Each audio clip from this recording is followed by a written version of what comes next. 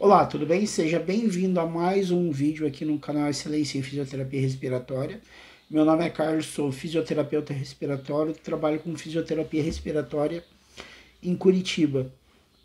Hoje a gente vai conversar um pouquinho sobre a atelectasia.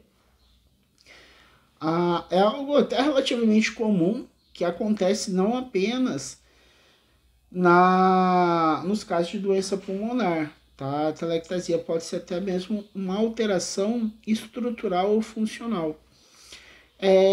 Mas enfim, a definição da telectasia para o leigo é algo relativamente simples. O que é? É o colapso, o colabamento de algumas regiões ali do pulmão. Tá? O que é colabamento? Ou o fechamento, né, dessas estruturas. Essas estruturas são os alvéolos. Para você entender, o alvéolo é como se fosse uma bexiguinha, tá? Por ali passa ar. Quando não chega ar nessas estruturas, elas vão se fechando, se fechando, se fechando, até fechar, não por completo, mas fechar muito a ponto que limite a passagem do ar naquela região. Em algumas doenças, ela acaba sendo comum, como por exemplo na DPOC, situações de pneumonia, pode evoluir por uma situação de atelectasia, onde não há chegada de ar nessas regiões, que geralmente ficam na extremidade. Agora, outra relação também da atelectasia é o aparecimento delas, às vezes até mesmo de uma forma espontânea. Mas isso acaba estando associado ao movimento respiratório do paciente. Essas regiões são mais comuns na base. E por que elas são mais comuns na base? Geralmente, com o passar do tempo, a gente acaba desenvolvendo vícios errados na respiração, como por exemplo, adquirir uma respiração apical. O que é uma respiração apical? É você fazer isso aqui para respirar.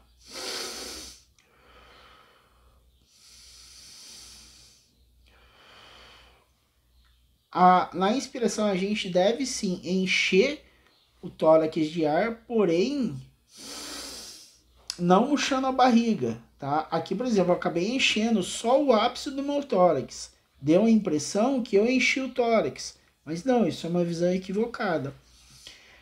Essa forma de respirar, que é uma forma errada, acaba trazendo vícios e uma limitação na contração do diafragma. Aí o diafragma ele acaba evoluindo para um desuso.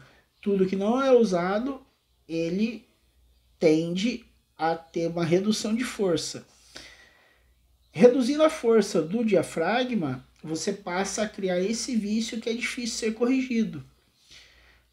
Existem vários profissionais aí que falam sobre diversas técnicas. É só você estufar a barriga na inspiração. O processo ele não é tão simples assim, tá? Quando você desenvolve essa respiração que eu falo, a respiração apical, que é isso daqui, você passa a fazer com que o ar chegue em uma menor proporção na base do pulmão. Lembra que eu falei na própria definição de atelectasia que a limitação da chegada do ar em algumas estruturas que geralmente acontece na base? Justamente por isso geralmente acontece na base. Por causa dessa respiração errada que a gente desenvolve com o passar do tempo. Qual que é a complicação da atelectasia? Você passa a ter regiões no seu pulmão que elas não são ventiladas. Ventilar o que é? É a chegada do ar. Elas não são ventiladas, consequentemente são regiões que teoricamente estão mais sujeitas a acúmulo de secreção.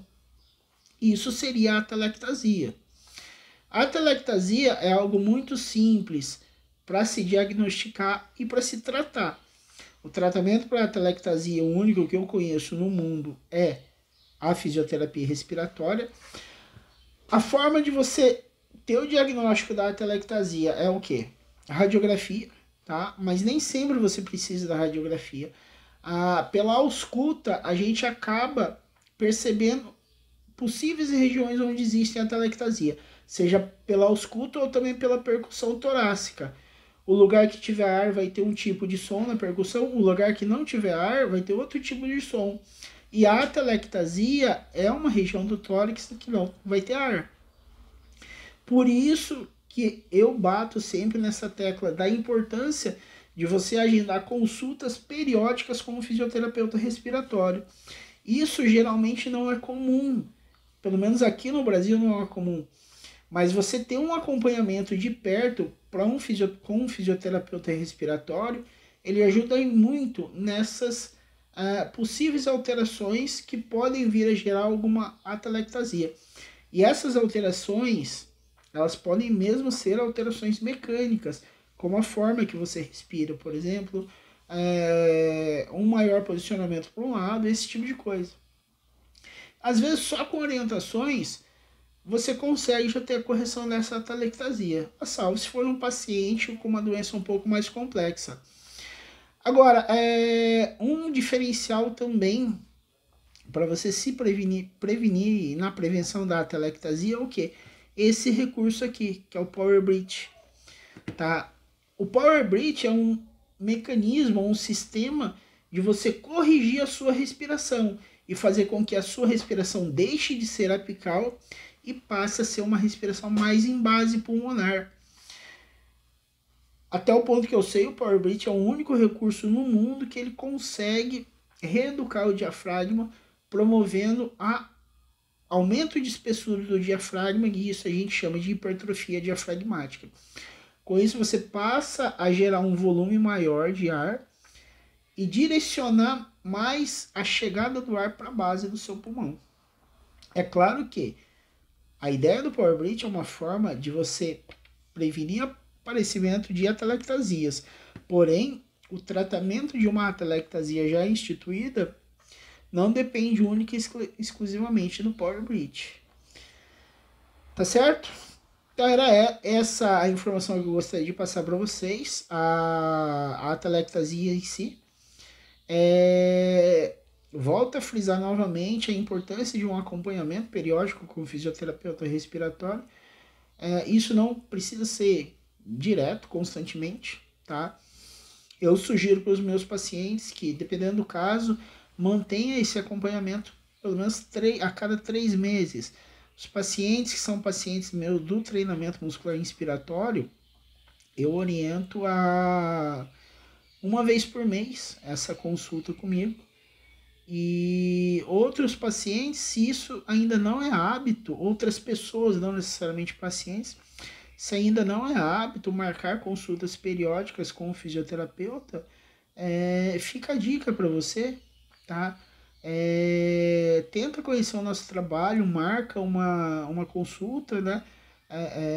Não precisa ser necessariamente comigo, mas eu não conheço outros profissionais que têm essa visão de consultas periódicas para avaliação do movimento respiratório ou uma avaliação física do sistema respiratório.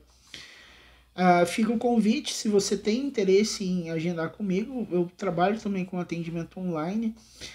Já no atendimento online não dá para a gente ver os sinais físicos que sugerem uma atelectasia, infelizmente, mas é uma ideia de um novo universo para você poder cuidar de uma forma mais eficiente da sua saúde. Tá certo? Esse é o vídeo de hoje. Espero aí vocês com os comentários, dúvidas e sugestões. Assista o vídeo de ontem. Curte o vídeo de hoje, compartilha ele com o máximo de pessoas possíveis. Assista o vídeo de amanhã, e o vídeo de amanhã pode ser até uma sugestão sobre assunto que parta de você, tá? Já tem vários espectadores aí que eles sugeriram vídeos aqui, virou o conteúdo para o canal. Isso vai me ajudar bastante, tá certo? Então por hoje era só. Um grande abraço.